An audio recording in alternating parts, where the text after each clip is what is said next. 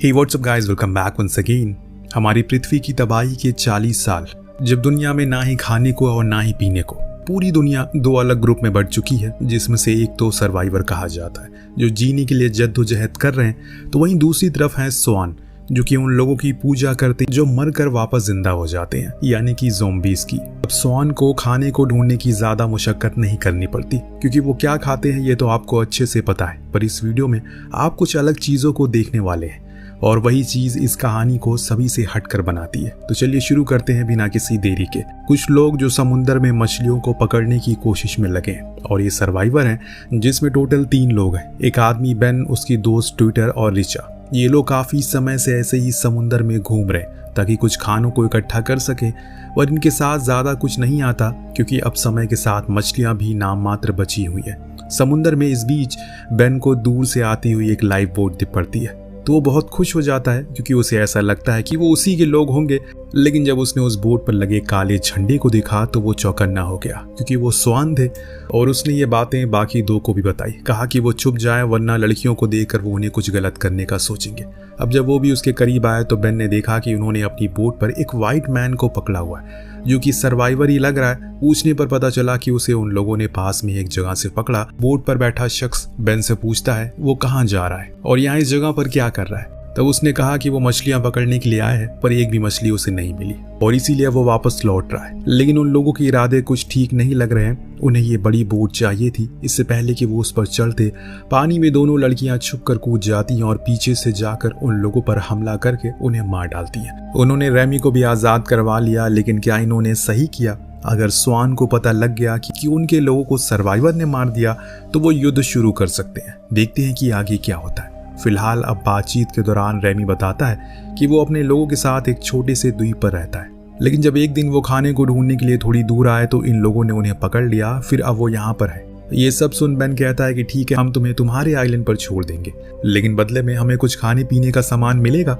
Ramie मान जाता है। फिर इन लोगों को लेकर अपनी उसी द्वीप पर पहुंचता है जो समुद्र के एकदम बीच में था। लेकिन अभी वो अंदर नहीं जा सकते क्योंकि उन्हें पहले तो यहाँ की सिक्योरिटी को एहसास दिलाना होगा कि वो लोग सही है। इससे पहले रेमी अपने लोगों को बाहर आने को कहता है। तब जेम्स, जो कि आइलैंड का मालिक है और यहाँ के लोगों का मास्टर भी है, वो बाहर आता है और रेमी को देखकर बहुत खुश होता है। तो बेन उसे सब कुछ बताता है कि कैसे उन्होंने उसके आदमी को बचाया, तो वो इसका कुछ रिवॉर्ड दे ताकि वो जल्दी से यहाँ से निकल सके। पर जेम्स उसके टाइम खोटी करना शुरू कर देता है, जो देख बेन और बाकी दोनों लड़कियों को कुछ अच्छा नहीं लगता, क्योंकि उन्हें ये लोग ठीक नहीं लग रहे थे। एक तो ये लोग पूरी तरह से हथियारों से लैस है। इतने में जेम्स रिचल को देखकर ठहर सा जाता है और पूछता है कि क्या वो पहले भी यहाँ आई है।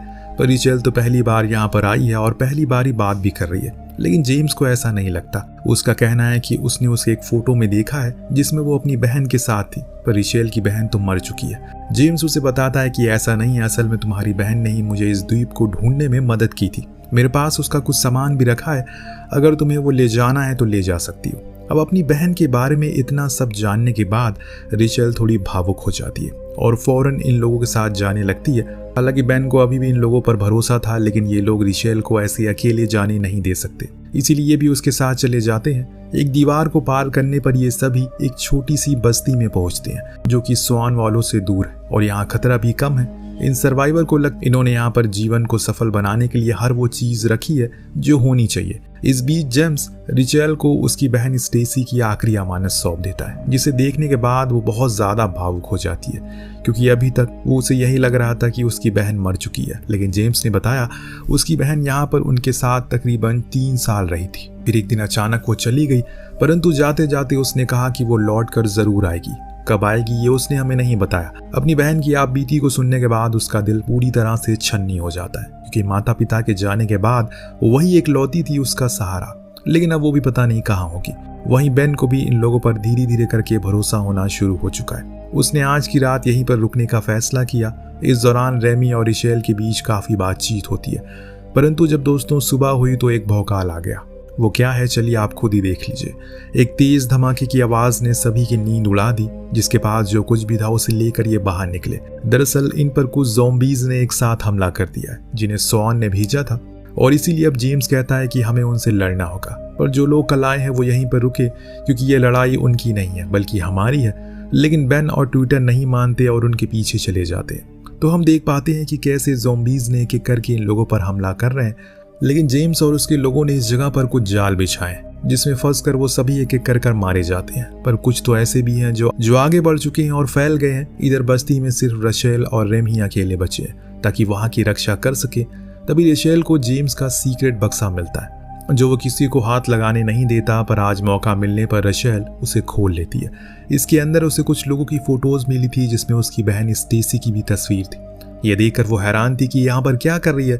तब पीछे से रेमी आकर उसे बताता है उसकी बहन कहीं गई नहीं बल्कि उसे स्वान उठा कर ले गए, जो कि इस पूरे आइलैंड पर फैले हुए हैं। हम लोग बस एक छोटे से एरिया में रह रहे हैं पर वो हर जगह है। उन्होंने जेम्स की वाइफ को भी उठा लिया। तभी अचानक उन पर ज़ॉम्बीज हमला करते हैं पर रशेल उसे मार कर खत्म कर देती है। इसके बाद रेमी ये भी बताता है कि उसकी बहन अभी इस समय पर स्वान के लीडर की सबसे वफादार औरत है क्योंकि वो उसकी बच्चे की माँ बनने वाली है। ये सब सुनने के बाद रशेल के तो होश उड़ जाते हैं क्योंकि उसकी बहन ऐसा कैसे कर सकती है। यहाँ रेमी एक और खुलासा करती है, वो असल में उसे ही ढूंढने के लिए निकला था क्योंकि वो मौरी हंटर की खानदान की है जिस खानदान की उसकी बहन भी है। तुम लोग लड़ सकते हो किसी भी चीज से, परंतु बीच में मुझे स्वान ने पकड़ लिया, लेकिन शायद मुझे तुमसे मिलना ही था, इसीलिए हम एक दूसरे के सामने हैं। अभी भी समय है हमारे पास सब कुछ सही करने का। चलो जल्दी चलो और अपनी बहन को बचा लो। इतना बोलने के बाद वो भागने लगता है पर थोड़ी ही दूर जाने के बाद उस पर ज़ॉम्बीज एक साथ हमला करके उसे खा जाते हैं। दूसरी तरफ जेम्स और बाकी लोग उन लोगों से लड़ाई कर रहे हैं, लेकिन इसी चक्कर में ट्विटर को एक ज़ॉम्बी बाइट कर लेता है और इस कारण वो इन्फेक्टेड हो जाती है। जिस जगह पर थे वहाँ एक आर्मी हेलीकॉप्टर क्रैश हुआ था। ये देख बन कहता है कि ये जगह दुनिया ने देख रखी है, जिस बात का ये सबूत हेलीकॉप्टर है। अभी तुम जल्दी से काम चलो क्योंकि तुम्हारे पास सिर्फ 24 घंटे बचे, उसके बाद तुम वो नहीं रहोगे जो तुम अभी हो। पर ट्विटर अब कैम जाना नहीं चाहता क्योंकि उसे अच्छे से पता है कि समय करीब है, इसीलिए वो बेन को गले से लगा लेती है और आगे बढ़ जाती है। अब कुछ देर बाद हम देखते हैं कि सभी जो कोई भी बच गया वो एक जगह इकट्ठा होते हैं और इस हमले की निंदा करते हैं। तभी वहां रशेल आकर बेन को बताती है कि जेम्स ने हमसे झूठ कहा, सब कुछ इस आइलैंड पर हर तरफ सॉन फैले हुए और मेरी बहन कहीं गई नहीं है बल्कि वो उन्हें उठा कर ले गए और वो चाहते हैं कि हम उनके लिए लड़े। यही वजह है कि वो हमें यहाँ रुकने के लिए कह रहे हैं। ये सब सुनने के बाद बेन का तो माथा सनक जाता है। वो फौरन जाकर उस पर बंदूक तान देता है, लेकिन जेम्स उसे समझाता है कि आज जो हमला हुआ उसके बारे में हमें भी कुछ नहीं पता था कि हम हमेशा हर हफ्ते एक इंसान उन्हें खाने के लिए देते थे। शायद वो इस सौदे से अब नाखुश है और वो चाहती है कि अब हम उनका खाना बन जाए, लेकिन ऐसा होगा नहीं। इसीलिए मैंने एक प्लान बनाया, उसी के लिए हम तुम्हें ढूंढ रहे हैं। दरअसल ये स्वान के पास एक ऐसी जगह है जिसे ये पैराडाइज बोलते हैं। वहीं ये हमें खाने को स्टोर करते हैं और जो जिंदा लोग होते हैं उन्हें खाते भी हैं। उसी जगह पर हम रशेल को एक चारे की तरह इस्तेमाल करने वाले हैं क्योंकि उसकी बहन वहीं है और इसी मौके का फायदा उठाकर हम उन्हें उसी जगह पर हमला करेंगे और हो सके तो ग्रीनर को भी मार देंगे जो स्वान का सरदार है। पर इन तीनों में से कोई भी इस प्लान के लिए तैयार नहीं था क्योंकि वो नहीं चाहते कि वो अपने साथी की जान को खतरे में डाले। पर जेम्स को खुद पर भरोसा है, इसीलिए वो कहता है कि बाद में वो उसे इस फैसले की तारीफ करेंगे।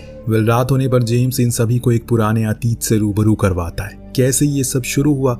उसका कहना था कि जब ये महामारी शुरू हुई दुनिया में तो वो और उसके साथ कुछ लोग यहाँ आए थे जिसने ग्रीनडी और उसकी बहन स्टेसी भी थी। लेकिन कुछ दिन बाद ग्रीनडी की तबीयत बिगड़ने लगी और एक दिन अचानक से वो कोमा में चले गए। एक औरत उसके पास हमेशा बाइबल लेकर बैठी रहती थी, कुछ न कुछ पढ़ती रहती थी, जिससे कि अचानक से कुछ सालों बाद वो ठीक हो गया और वो औरत कोई और नहीं बल्कि तुम्हारी बहन थी जो बहुत ही अच्छी थी।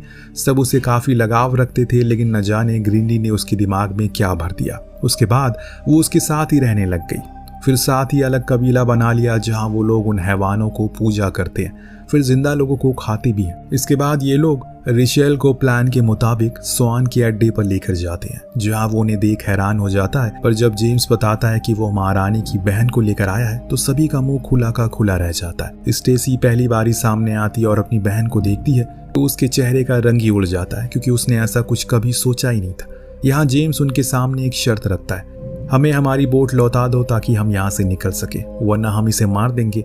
स्टेसी बिना कुछ सोचे समझे उनकी शर्तों को मान जाती है क्योंकि उसे उसकी बहन जो चाहिए थी। लेकिन जेम्स के लोग वहां जाने लगते हैं। तभी ग्रीनडी अपने लोगों से कहकर उन पर हमला करवा देता है और सभी को कब्जे में ले लेता है। अब यहाँ स्टेसी अपनी बहन से बात करती है और उससे कहती है, तुम भी हमारा हिस्सा बन जाओ क्योंकि ये जगह तुम्हारे लिए बिल्कुल सही है। हमारे ईश्वर ने चुना है ताकि हम इस धरती को फिर से पवित्र बना दें।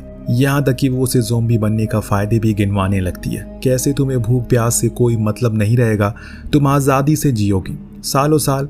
पर रशेल अपनी बहन को समझाती है कि वो पागल हो चुकी है, उसने अपने होशो आवाज को खो दिया है। पर वो मानने को तैयार ही नहीं थी। उसके सर पर तो भूत सवार था। इधर इस तरफ ट्विटर और बेन दोनों को जिस केज में बंद करके रखा हुआ है उसके चारों ओर सिर्फ और सिर्फ ज़ॉम्बी थे जो उसे खाने की तलाश में है। लेकिन ट्विटर बाहर से केज की चाबियों को ले लेती है जो उन्हीं में से एक ज़ॉम्बी के पास थी। अब सुबह हुई तो ज़ॉम्बी वहां से दूर चले जाते हैं। ये लोग उस केज को बाहर आए तो देखे तो सब कुछ तबाह हो चुका है। जो कुछ भी वहां जेम्स और उनके लोगों ने बनाया था, सिर्फ एक नक्शा मिलता है उन्हें जिसकी मदद से वो अब ग्रीनरी की बस्ती की तरफ जाने लगते हैं। क्योंकि उन्हें अपने साथियों को बचाना है इसीलिए वो उसकी तरफ निकल पड़ते हैं। एक सुरंग की मदद से ये लोग उस बस्ती में पहुंचते हैं जहां काफी सारे स्पीकर लगे हुए थे जिन्हें ग्रीनरी अपनी धार्मिक स्पीच देता है जिसमें वो कहता है कि वो अमर है और तभी मरेगा जब ईश्वर उसे खुद नीचे लेने के लिए आएंगे। तब तक ये लोग उस जगह के काफी अंदर पहुंच जाते हैं। फिर ग्रीनरी एक एक करके लोगों को मारकर खत्म कर देता है। लेकिन अभी भी कुछ लोग बचे हैं। इस बीच हम ग्रीनरी को देखते हैं जो अपने लोगों के साथ बैठकर मांस खा रहा है। वो भी जेम्स का जो जिंदा है, लेकिन उन्होंने उसे मार मार कर अधमरा कर डाला है। और उन्हीं के साथ में रिशेल भी थी जो ये सब देख खुद को संभाल नहीं पा रही थी क्योंकि ये चीजें काफी भयानक होती जा रही है। ये सब दूर से छुप कर ये दोनों भी देख रहे थे। अभी ये उन पर हमला नहीं कर सकते क्योंकि वहाँ काफी लोग हैं।